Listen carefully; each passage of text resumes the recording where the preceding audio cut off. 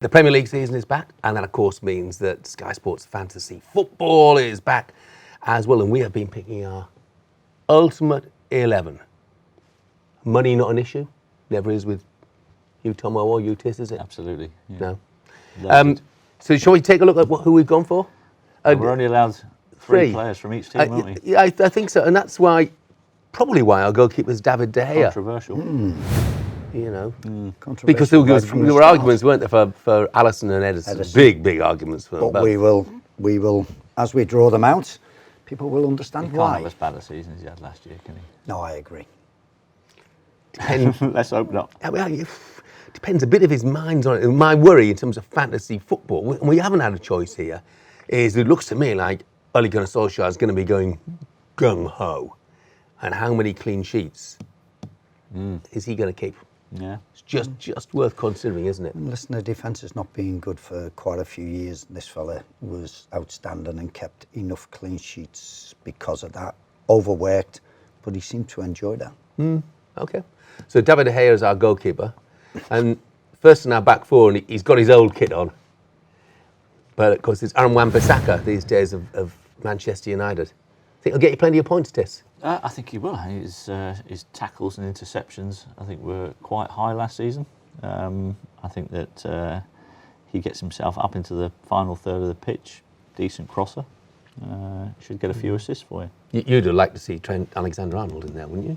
Absolutely, Jeff. He had a fantastic year, but because we are restricted, we have to make our choices.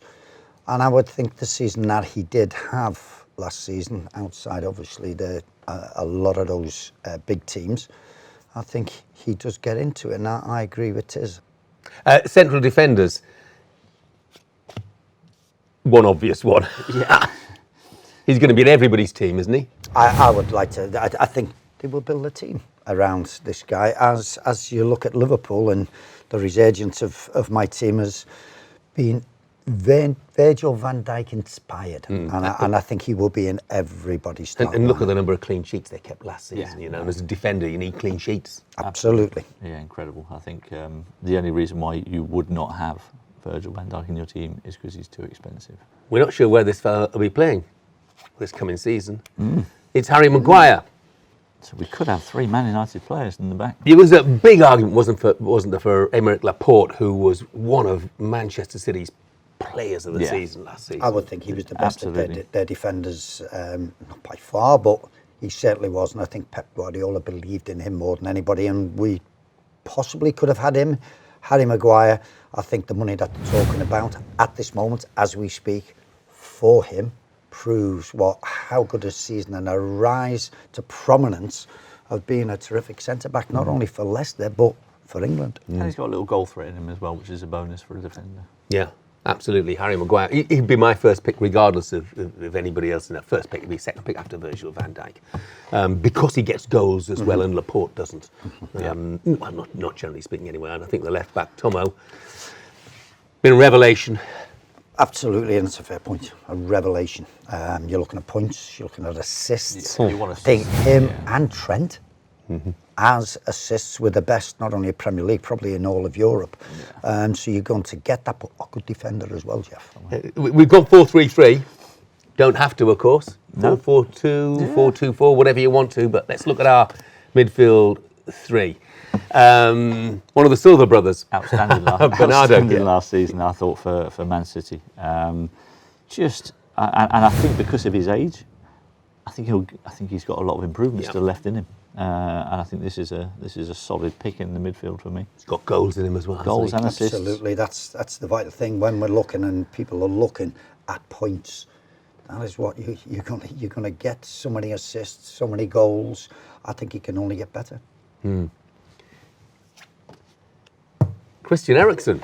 And if you're talking about goals and assists from midfield, you know, he did, Matthew. He did. I think 8 Premier League goals and 12 Premier League assists last season, I do believe. Yeah, in a season which I think the consensus was he was nowhere near his best. No, yeah, probably in the early part, Jeff. True. But you look at somebody, midfield player, creativity, goal scoring. He will be there again this season. Yeah. So people are going to. I'll tell you what. Before I say what I was going to say, let's show you the third member of that midfield. And he has been the headline maker of the last 12 months, hasn't he? Raheem Sterling, come from nowhere, really. Lots of goals, lots of assists. You say Are come you from saying that nowhere. Liverpool's nowhere? No, but in terms of status, his status has Let me been. tell you, I thought... Because most Liverpool fans would be happy to see him go when he went. Will he get... I always thought, will he get enough assists? Will he get enough goals? Is he strong enough on his left foot? His improvement has been quite dramatic.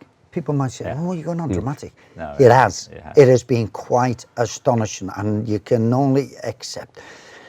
His football has been quite incredible. I didn't think he'd get as many goals. I've seen this great prominence at Liverpool, but my goodness, what he's done since being at Manchester City is quite incredible. And I think everybody, we were talking about Virgil van Dijk getting in there, this guy will probably be thereabout second or third on all their fantasy football 11. Yeah, I mean, the difficulty for people is going to be, and it was for us as well, you know, there's no David Silva in there, and what he says is his last season in the Premier League. There's no Kevin De Bruyne, and we know how good he is when he's fit. Yeah. You know, but we've already got Manchester City and Manchester City. We only have 3 Manchester City players in, which gives you a bit of a clue that there might be a Manchester City striker in there somewhere. Shall we take a look? Yeah, let's have a look. There we go. There he is. Blonde hair and all.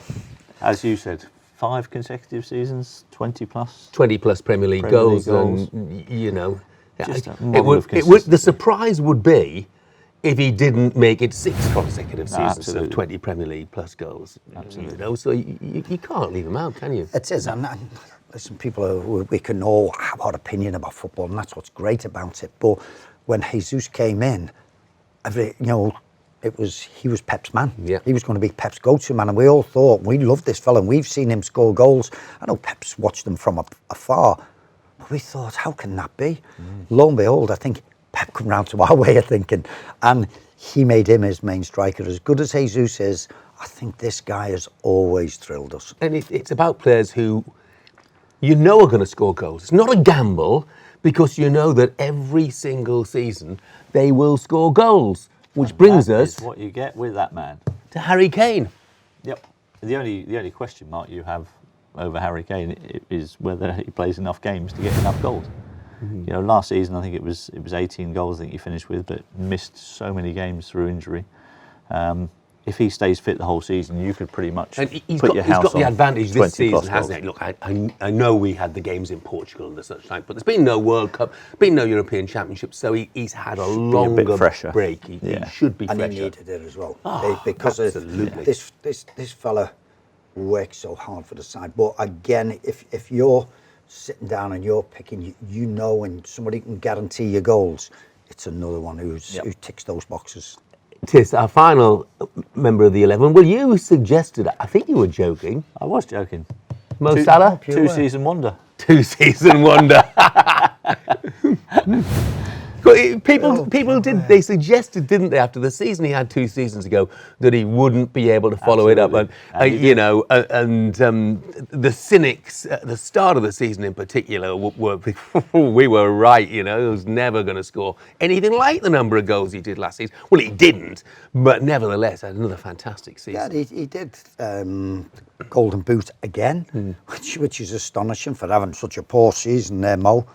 But we as Liverpool fans watching him, seeing that trait carry on, the early part, it was the same as the season before. Yeah. Missed so many chances, got a couple of goals, but missed so many chances. But then as the season wore on, and I see the same happening again, and he will be, but it's not only that, it's the assists, what he brings, him, Firmino and Mane, the understanding what they have, but the creativity he will give to the other two to get him the goals out of him. So again, once again, he, and I know Aguero and everything, but he ticks so many boxes with more assists than probably Sergio Aguero. Probably count himself a little bit unfortunate. Yeah, well, I think plenty of players can call themselves unfortunate. I would say over the season and how players actually played, Mane really upped his game. He scored a lot of crucial first goals in games for Liverpool. Absolutely. I would not disagree. But of course, in fantasy football terms, you don't care whether the first goal or the last goal. Very true. Any goal. And we couldn't have him in because we've already got 3 Liverpool players in there. Now that's a fantasy football team.